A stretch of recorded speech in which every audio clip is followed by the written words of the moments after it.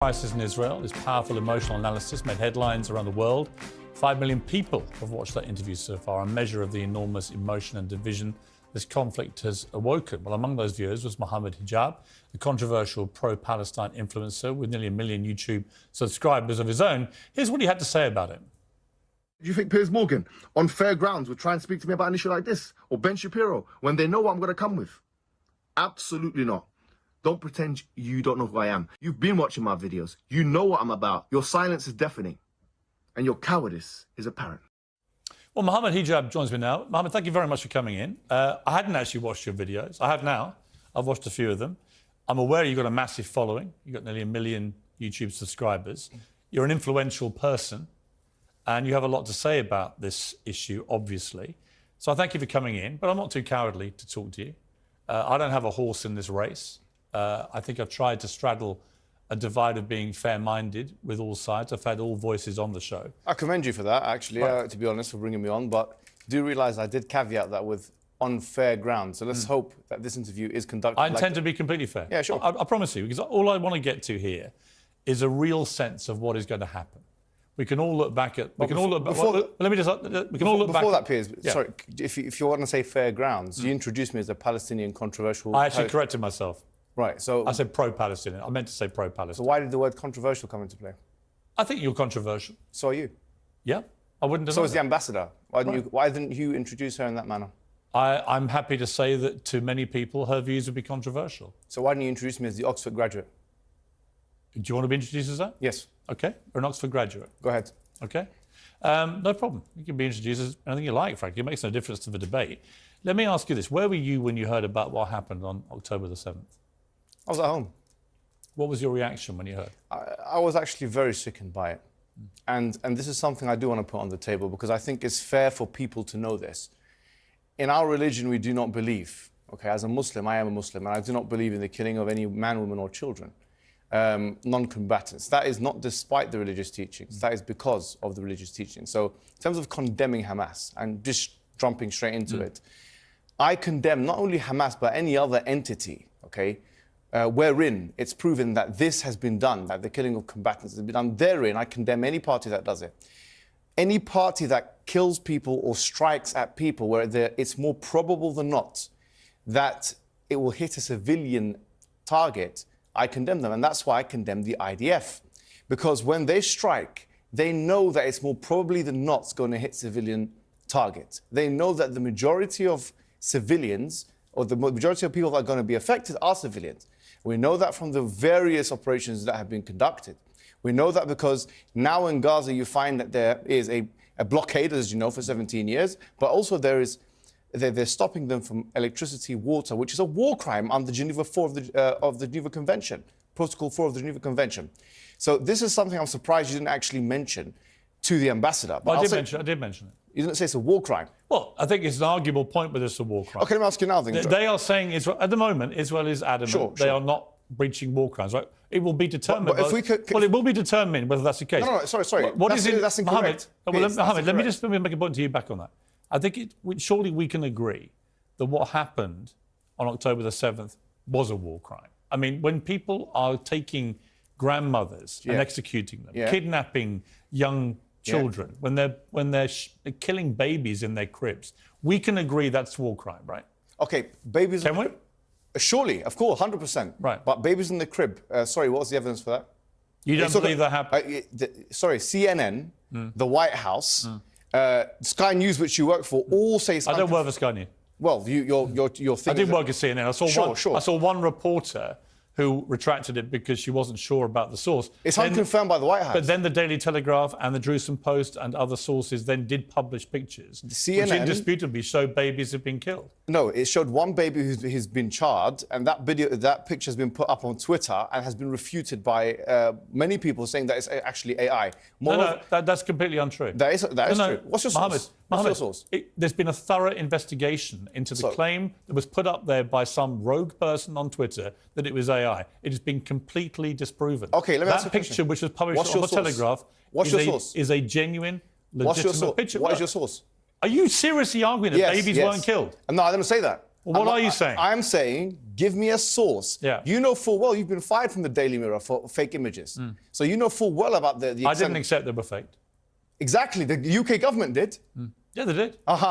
So Because the UK government, just to be clear, had waged, in my view, an illegal war in Iraq. So you're allowed to go against the government, and I'm not allowed to go against the Israeli government? Of course you're allowed to. So tell me now, what's the source? You seem to be making a lot of presumptions about me, Mohammed. Yes, because you had softball questions I was for the your editor. ambassador of a No, friend. they weren't. I put all the questions to the ambassador.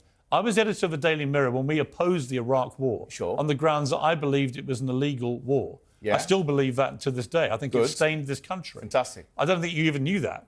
I did know that. Right. But that's not the point I was making. I was making the point that if you're allowed to go against the government in their classification of an image, then if you have pro-Palestinian activists who are saying, actually, we need to see a source, shouldn't they be entitled to that? The Daily Telegraph published on page 3. Should they be entitled to that, yes or no? You're talking about, the Daily Telegraph said they had independently verified the picture, Mohammed. No, excuse me. If you're saying that their verification is wrong... No, excuse me. Primary source in academia, I know you've done a journalism degree, which is, frankly, it's not relevant to what we're talking about here anyway. Probably is to journalism, yeah. No, it's not to this conflict. But we academics require primary source evidence in order to make it. The Daily Telegraph said. The Daily Telegraph said they verified the picture. That's a secondary source. Fine. You may say that's secondary source. You may say that's a secondary source. Well, you may say you don't think it's genuine. I don't agree with you. But the wider point. That was my point. I said I want a source. I just want to see the evidence. What we're arguing about here. You're not contesting that babies were killed. No, I'm saying I want to see the evidence. So why are you picking on the semantics of the veracity of one picture, which has been verified by British journalists? Why are you picking on that? British journalists are some not an example authority. that somehow this wasn't as bad as it seems. British journalists are not an academic authority. You know that full well. You've been fired from Daily Mirror for that very purpose. What I'm saying to you is this: putting this issue to the side, I think you're trying to use this as a red herring to move away from the bigger issues. What red herring? This is a red herring because already 1,023 children have been killed in Gaza. That's why. And you didn't ask the ambassador that question. I literally asked the ambassador. No, I said 3,000 people have already been killed in a week in Gaza. Well, you didn't ask her whether she even listen to my interview with the ambassador? I did listen, but excuse me. Well, don't put words in my mouth or say I didn't ask a question. Let me ask you a question. Do you condemn the killing of those children by the IDF? I tell you what I condemn. Yes or no? I'm going to answer your question honestly and truthfully. Sure.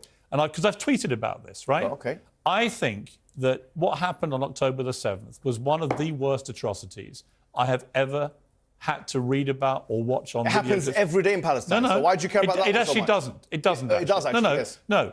The Israeli forces. I've got the stats for that. Israeli forces do not go. Cast-led, Wait a minute, protective Mohammed. edge. Go and check it out. Mohammed. Israeli forces. Cast-led, protective edge. Israeli forces don't go into Gaza on one day and grab grandmothers and kill babies in their beds. Okay. And hold on. Rape and abuse women. So, rape, is there any evidence for that?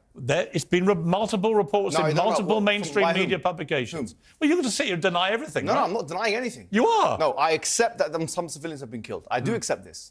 And I already said... You don't believe any of the reports that women were raped? No, I didn't say that. I said that it's still to be do you think they were raped? No, I don't know. It's like the Russell Brand thing. You said we don't know. We need to see the evidence. So why do you apply two different standards? Okay, so it's been reported. When it's Israel, we know they're raped. When it's Russell Brand, you don't know because it's your friend. No, it's been reported by legitimate news sources. When it's Israel, you know they're raped. But when it's Russell Brand, you don't know. Them. When it's Russell Brand, you don't know if they're raped. There's no comparison between Russell Brand and what's happened. It's the same thing. It's a rape allegation. Why are you stuttering? I'm not stuttering. You are stuttering. You don't have anything to say. You're contesting every single thing that I'm saying. Yeah, that's and I'm saying the point of an argument. At the end, 1,300 people were brutally 2,000 people have been killed on the other side. Abused. 2,000 people have been killed on the other side. I said that to the ambassador. Okay, but do you condemn that, yes or no? I don't think... So you refuse to condemn? No. You do refuse to condemn? Why are you putting words in my mouth? Because you're not condemning it, are you? What do you want me to condemn? Israel's right. Excellent. What do I want you to condemn? Yes. I want you to condemn the fact that the IDF, knowing that it's more probable than not, pressing buttons from the sky, killing innocent civilians, 1,000 of them children, that is a war crime and that is not acceptable morally. Just like you condemn the other one. Is it condemnable or not? I believe, given the scale of what Hamas did on October the 7th, Israel is entitled to kill children. No, that's not what I said. Go ahead. They're entitled to defend themselves with force. Okay, excellent. Then the question becomes, Mohammed, it's an interesting debate. Sure. If, as it seems to me, you believe too, Hamas are not a force for good, do you believe that? Well, I think that anybody who kills children and those elements of Hamas who are killing children... Right, so we can agree. So we agree. So my point is, your point. If Israel's purpose is to rid the world of Hamas after the atrocity of October the 7th, How do they do that, given that Hamas embeds itself in civilian areas in the way that it does? Everyone knows that in Gaza. Okay. How do they do that Excellent. in this surgically clean way that you seem to think they should be doing? Okay, can I say... How do you not kill civilians? Beautiful. I don't like any civilian death. Do you mind if I answer I the question? don't endorse any civilian death. Well, no. Do I you don't condemn it, though. Hang on. Yeah. No, and here's why. Because I support Israel's right to defend itself. Beautiful. Now, can I say something? No, one more point. So then Go you ahead. can reply. Sure. But the question then becomes, what is proportionate? Okay. What is a proportionate response? Okay. I don't have the answer. Excellent. Because I don't know what a proportionate response to 1,300 murders is. When 260 young people at a music festival, most of them peace-loving people enjoying themselves at a festival, when they get slaughtered by people paragliding in with machine guns, I don't know what the proportionate response is. Piers, let me respond to you. So can you tell me? You've spoken for about 2 minutes. You didn't do that with the ambassador, by the way. I'm just showing you're saying fair, but you're not being fair. I've said what I want to say. So let me paint a picture. I will be fair. Sure. I'm genuinely interested in what you have to say. All right, excellent. You're from Irish descent. You know that there was an IRA in Belfast and so on. Okay, so let me ask you a question now. If there was IRA in Belfast and they were occupying council properties and so on, and then we have a plane of RAF going to destroy that council property, destroy all of Belfast, flatten it, as one representative said, God live. The IDF said that. One of the IDF members said that we will flatten it completely. That's what we want to do. We don't care about accuracy, he said. We care about damage. That's what he said. You didn't question her about that. But anyway, if the RAF were to then go into Belfast and flatten, as the IDF and these guys want to do, if they want to flatten Belfast with all the white people, I'm going to use the term white, all the white people, council estates living in there, with the excuse that we're doing it because it's proportionate defense to the terrorists. What would you say about that? Here's what I would say to you. Is that acceptable or unacceptable? Here's what I would say to you. Yeah. The IRA committed a series of atrocities over numerous decades. They targeted, in their eyes, military and political targets. They usually gave some form of warning, not always. Okay. They were terrorists. No, they were terrorists. Sure. They never, ever went out one day and committed the barbaric slaughter of 1,300... Irrelevant. No. If they did. Sorry, it's not irrelevant. If they did. No, Mohammed. They did. Here's why it's not irrelevant. Okay. They never did. But if they did, would you accept the RAF to flatten By the way, Belfast? there were outrages committed by the loyalist paramilitaries too. My question is, here's my point. If they did, would you think it's acceptable? They never came close to committing an outrage on that scale. If they did, is it acceptable to flatten Belfast? They never went in and kidnapped grandmothers or killed babies in cribs. If they did, is it acceptable or not? They believe they were fighting for better or worse, and I believe for worse, and that's why I'm glad peace was found. They believe they were fighting political and military targets. I'm trying to bring it closer to home to you. You're trying to compare apples and oranges. No, I'm not. Yes, you are. It's you that's doing that. The only comparison that I would say that we saw from October the 7th and what Hamas did is with ISIS. Excuse me. It's the only comparison. Do you mind if I... Let me ask you a question. A Palestinian... And ISIS were taken out, by the way, with planes... Me. No, here's my... You didn't do this with the ambassador. I'm going to finish. You did this with Ben Shapiro, which you gave the show to him. No, hang on. I'm giving you plenty of time. No, you're not. I'm giving you plenty. You asked about the analogy of a plane flying over and targeting... But you didn't answer my question. But that did happen, Mohammed, with ISIS. Would you accept Belfast to be flattened or not? Yes or no? Wait a minute. It never happened, so the like for like isn't relevant. No, it's a hypothesis. It's hypothetical. It's not. I don't do hypotheticals. You don't do hypotheticals? No, let's deal with reality. Okay, let's deal with reality. Now, let me finish. Then you can answer. So you don't answer the question? No. Here's the reality. The British public can see this. Here's the reality, right? British public can see this. Yeah, they can see it. Yeah, go on. They listen to the debate. Keep going. Right? For what it's worth, I think it's a good debate to have. Right? These are questions many people on the pro-Palestinian side are having. I get it, right? But you're trying to compare what happened on October the 7th with the IRA. No, I'm not. I used a hypothetical wait a minute, Mum. question. I'm comparing it to ISIS. And the way that the world in the end dealt with ISIS actually was to use airstrikes. And many civilians were killed. There's a huge difference many innocent people died. They're not. You don't understand it because you have no idea of the religious... What's the difference between what happened on October the 7th and ISIS? The difference between the Palestinian resistance is the following, okay? Any kind of thing which has Palestinian resistance attached to it, and ISIS, which is a brand of tekfirism, okay, is that ISIS is just one of many brands of tekfirism, which you don't know what it is, which is a kind of excommunication type heresiological Islamic sect. Okay, so if there's It's nihilistic mass murder. That's all they care about. Listen, I know what you're saying, but I'm saying something else. You agree with me, don't you? I do, but of course I do, but you're not understanding what I'm saying, so I'm trying to break it down. I am understanding what you're saying. What I'm saying is that anything... And I'm not anti-Palestinian, by the way. Sure, Piers, but... Over the many years, if you bothered to check what I said about it, I have always tried to shine a light on the plight of the Palestinians. Allow me to speak, please, because you're just talking over me. The difference between the two are the following, right? Even if we assume that the killing of combatants in most definitions of terrorism is something which brings someone to be a terrorist, okay? I would say that if that is the case, then the state of Israel breaks that threshold and meets that condition. Because why is Israel not a state terrorist? If their highest officials are admitting that we want damage and not accuracy. Answer me this question. Why is the state of Israel, who are illegally occupying Gaza and the West Bank according to international law, and even the ICJ said that, okay, which is, as you know, an organ of the UN, all right? So this is international law.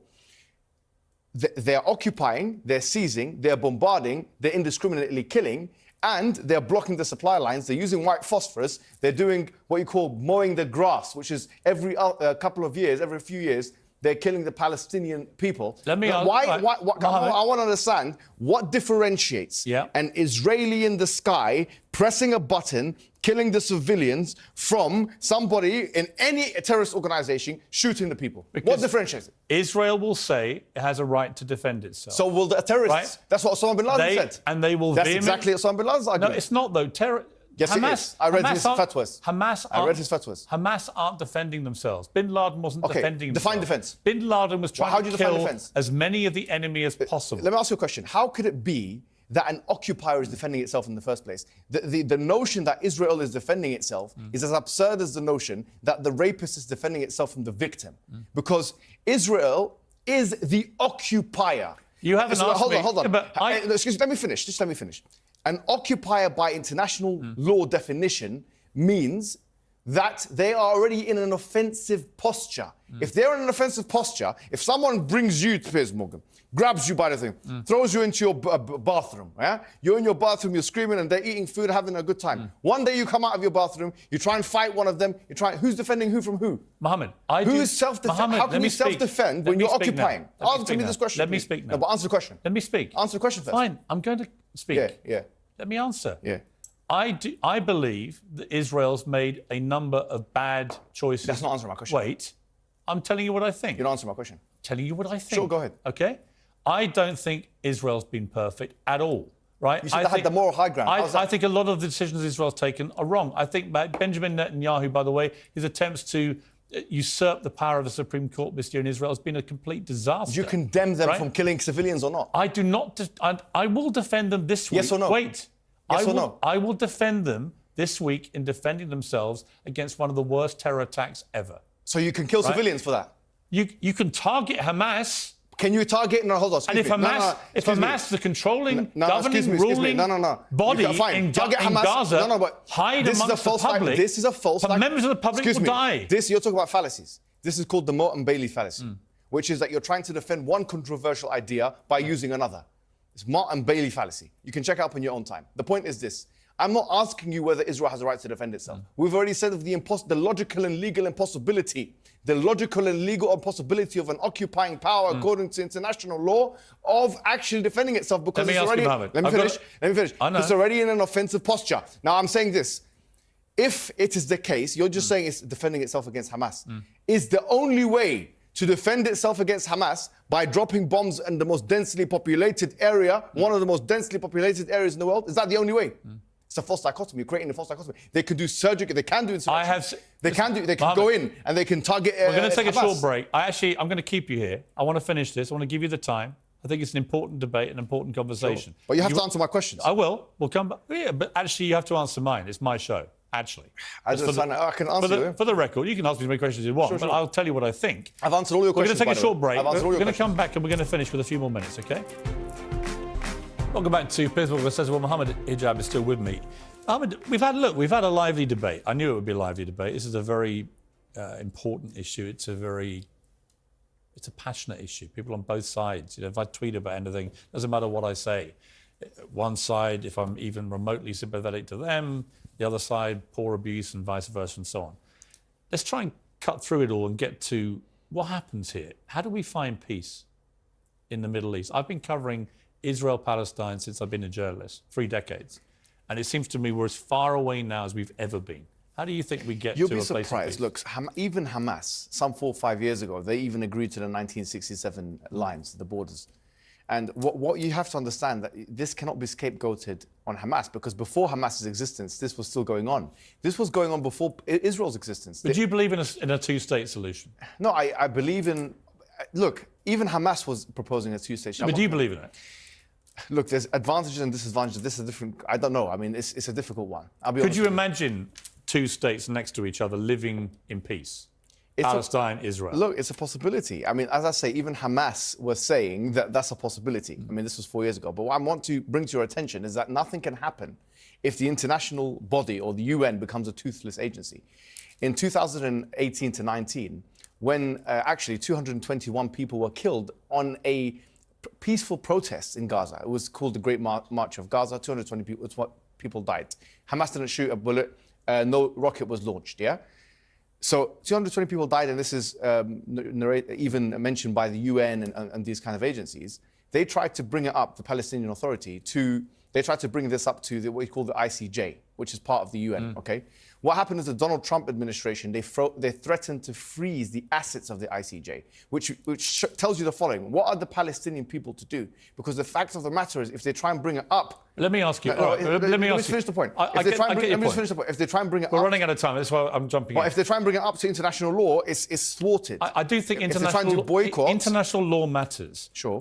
I just don't believe that any peace can be achieved with Hamas in charge. Do you? Before Hamas... Now, after what happened last weekend. Forget about last weekend. Last weekend is... Can't forget about last weekend. No, it's not. Before last weekend, before Hamas in 1987, this was still going on. But not on this scale. Worse. No, it wasn't as bad as this. What are you talking about? What happened on October 7th sorry, that shows ignorance of history. Was the single worst assault on a populace since 9/11. It was. Yom Kippur War was 2,600 people died, by the way. 1973. That's false. In one day? In one day, I don't know, about 600 people died in one day. Mohammed, I've got to leave it there. We've run out of time. I gave you more time than I planned to. Sure. I hope you appreciate that. Thank you. And I appreciate you coming in. Thanks.